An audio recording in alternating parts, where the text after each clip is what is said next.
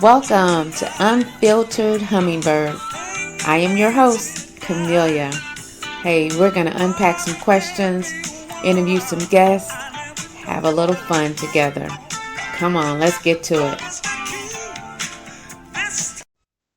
All right, so contentment. I want to follow up on another question I had previously. Is it enough to be content with yourself? So, why is it that some of the first things that come up when I'm thinking about that question is my past experience or any social, positively or negative social interactions, or my personal achievements? Those are the things that come up when I'm pondering that question. Is it enough to be content with yourself? Because I think all of those things formulate my answer to for me to think about, am I okay with myself or who I am? So let's think about that. Let's unpack it. So to me, self-esteem is like this overall view of my worth, my value as a person. It Self-esteem to me is deals with my capabilities, my characteristics, my overall view of who I am as a person. So growing up in my household, my mom equipped her girls with an extraordinary amount of high self esteem. I mean, she always made sure that we knew one, how good we looked, and how much she loved us. Um, and I didn't see that growing up.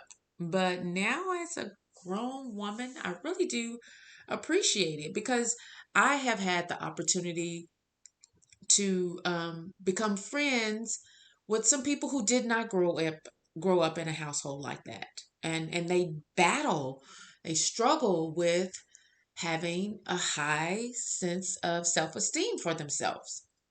So because they deal with like self-doubt or inadequacy as a person. But self esteem is influenced by a lot of different factors. You know, it deals with our past experiences and any type of friendships, present or past friendships, social interactions that we've had on work or at home or in our neighborhood, any achievements or disappointments, all of that is rolled up into our self esteem, don't you think? And I think that is something that we have to work on, to develop a holistic view of ourself. And it has a lot to do with our confidence. Mm. So, to me, working on improving our self-esteem has to has a lot to do with confidence because it's a combination of mm, self-reflection, positive thinking, setting goals, realistic goals. You know, when I say realistic, I'm talking about the achievable goals, and getting support, having support around you to help you. So we talked about, I said something about self-esteem, but let me go back. Because confidence, because I brought that in saying that self-esteem has something to do with confidence. So have you ever met someone so confident? I mean, they didn't say a word, but their presence exude confidence. I mean, they walked in the room and you can tell they were not intimidated with whoever was in the room, and they owned the room. They navigated and worked that room. Have you ever ran into somebody like that? I have. I've been in rooms where I've seen women and men. They just, when they walked in the room, you could tell they were confident. So to me, confidence has to do with your competence, your skills, and your judgment. It's feeling confident is it has a lot to do with how what your experiences in life and how you've overcome challenges. What do you think?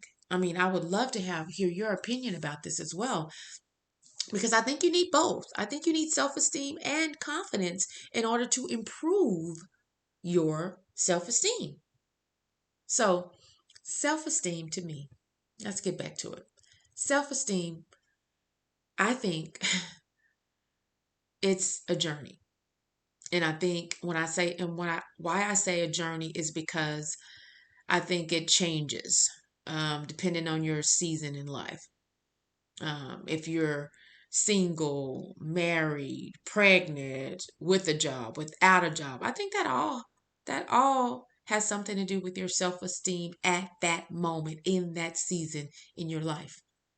Because I think you have to have a lot of different reflection points to where you are even being mindful of who you are, being mindful of your strengths and your weaknesses, and giving yourself some grace to realize that, hey, this is a journey. Life is a journey.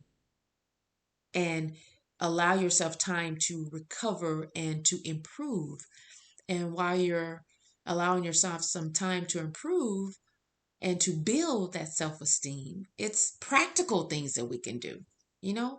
Practical things like, eating right, getting enough sleep, exercising regularly, engaging in activities that you love to do, whether that's walking, hanging out with friends, family, going to play basketball, whatever it is, something that you love to do, that's going to improve your self-esteem. And then remember what I talked about is setting realistic goals. I mean, you have to have goals that are achievable, not goals that there's no way that you will be able to achieve that goal. So, setting achievable goals. And the biggest one, and I'm going to hang my hat on this one, is challenging those negative thoughts. So we have to pay attention to the negative self talk and challenge those thoughts with more realistic, positive thoughts. And we have to, when I say challenge, I mean you have to say something. A thought does not stop another thought. You know what stops a thought is a spoken word. Yeah, so I want you to practice it. So say there's a negative thought come into your mind like, ah, you're a failure. You're always late. Now, if I think I'm not a failure, that just means that that's just another thought going in my head. But if I open my mouth and say, I am not a failure, I am smart and of quick understanding, I have a sound mind, I know all things, I know the solution to this problem, I am well liked. So while I'm saying this out of my mouth, I'm not thinking something else. No, I'm thinking what I'm saying. Do you get the example? So I want you to practice that. Practice challenging those negative thoughts. If a negative thoughts come in your mind, just say, "Oh, I doubt it. I doubt it. I don't believe that. I don't believe that." You have to practice self-compassion. Treat yourself with kindness, and understanding. So challenge your negative thoughts. And that is what we all have to do. There's no one person on God's green earth that doesn't have a negative thought. We all do. But guess what? You don't have to believe those negative thoughts. No, you do not have to believe those negative thoughts. Find a positive thought to contradict that negative thought and speak it. Yes, you have to speak it. Speak that positive thought, that compassionate thought, that kind thought. Speak it, because a spoken word is what will stop a negative thought. Did you hear me? A spoken word will stop a negative thought. So I want you to practice, get you some daily positive affirmations, and say them over yourself. Not just once a day, But every time that negative thought comes in your head, like you're no good, you're not smart, you have to open your mouth and say, "Oh, I'm smart. I have quick understanding. I know all things. I have the solutions to this problem. I am creative. I am innovative." You're saying them out of your mouth because it's pretty hard to think something and say something else. Yeah, is it? I mean, it's difficult to me. So I choose to say the positive thing to reinforce and to build up my self-esteem. What about you? I want you to practice it and tell me. Just practice it for the next 3 days. Just 3 days. Just be intentional about making sure that you challenge negative thoughts. Now, you probably won't be able to catch all negative thoughts that come to your mind, but majority of them, practice. Be intentional about it and see how you feel. See how it affects your self-image and your self-esteem. Just try it. That's all I'm asking. So, I talked about the negative thoughts, but I also want to bring up another thing to build up your self-esteem is to you have to surround yourself around positive people. The Bible says, "Do not be misled. Bad company corrupts good character." It also says that walk with wise and become wise, for a companion of fools suffers harm. Think about that. A companion of fools suffers harm. Walk with the wise and become wise. And do not be misled. Bad company corrupts good character. So, how that plays into self esteem, I would like to say we have to surround ourselves with positive people. Surround yourself with people who are supportive and uplifting people who can encourage you to be your better self, to be a better version of you every day. You have to limit yourself to limit yourself to negative influences and toxic relationships. You have to be one, first of all, you have to be aware of those things.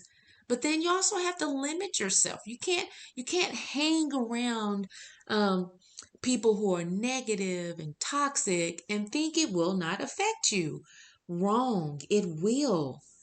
I mean, the Bible tells us that bad company will corrupt good manners. So think about it. Here's a good example. You don't smoke, but you hang around people who smoke.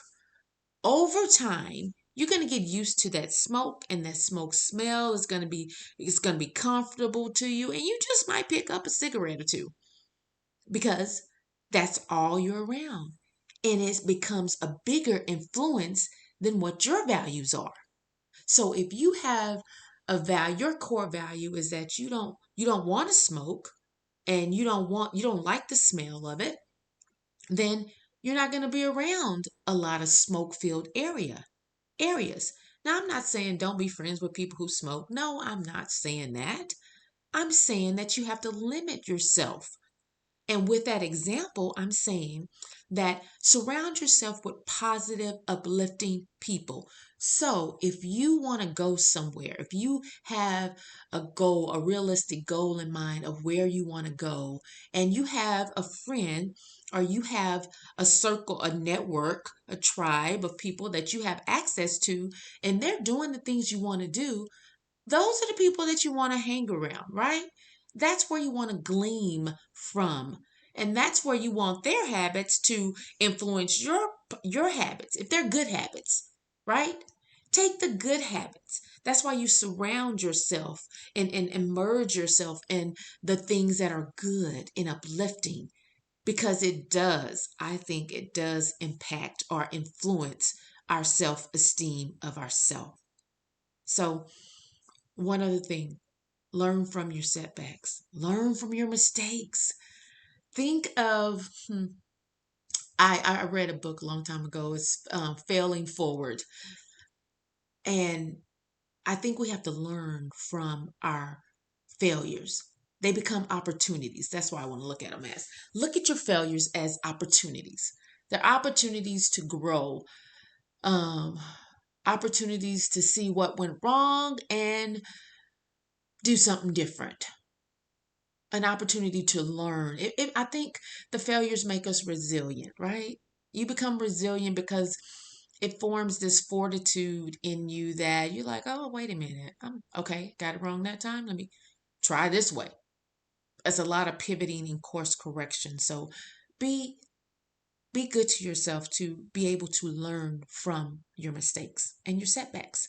Think of it as opportunity, an opportunity to improve your self esteem, an opportunity to learn from whatever failure that was, to grow from it, and realize that, all right, strike one.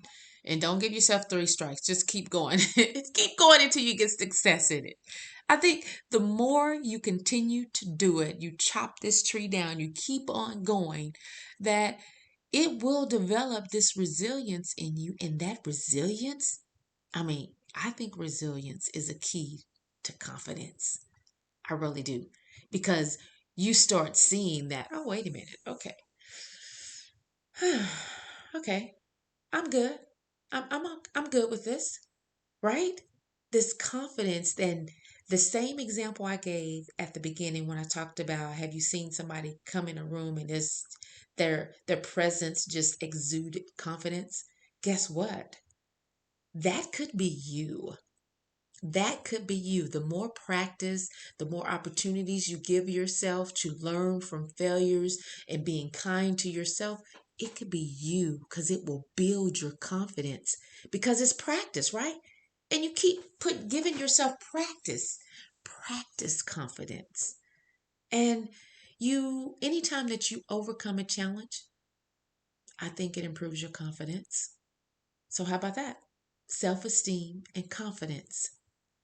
The two main ingredients I think we need in order to answer that question that I started off with. Is it enough to be content with yourself? All right, that's all we have for today. Join me next time on Unfiltered Hummingbird. I am your host, Camellia. Until then, have a blessed day.